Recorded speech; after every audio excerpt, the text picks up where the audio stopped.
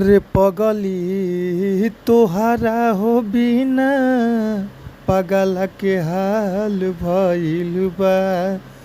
रे पगली तोहरे हो बिना पगला के हाल भइल बा। जी हाँ, तो आप सब कैसन बानी जा?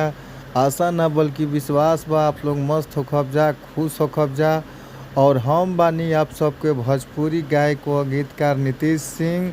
और रउआ सबके बीच में बहुत ही ज़बरदस्त, बहुत ही लाजवाब, बहुत ही सुंदर ई सैड सॉन्ग यानी गम के गाना हम लेके आ गइल बानी। तो रउआ सब ई गाना के अच्छा से अगर गा देतानी, म्यूजिक बनवा के रिकॉर्ड करवा देतानी, तो आशा ना बल्कि विश्वास बा कि मार्केट में आप लोग के गाना ई ज़रूर बाजी। और रउआ सब अच्छा माइटर खोजतानी, अच्छा माइटर रउआ सबके नइखे मिल पावत। तो रउआ सबके घबराए के ज़रूरत नइखे।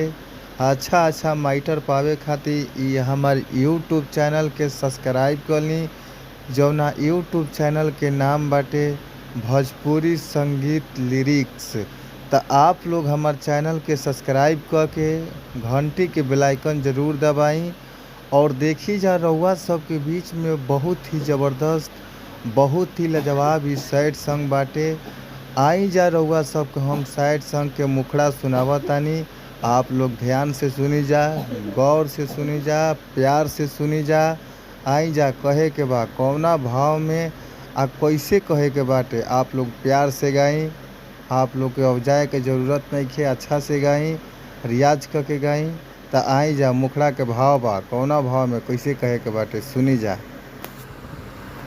घुट घुट के जियो तनी हमरो हो जिंदगिया के ई काल भइल बा।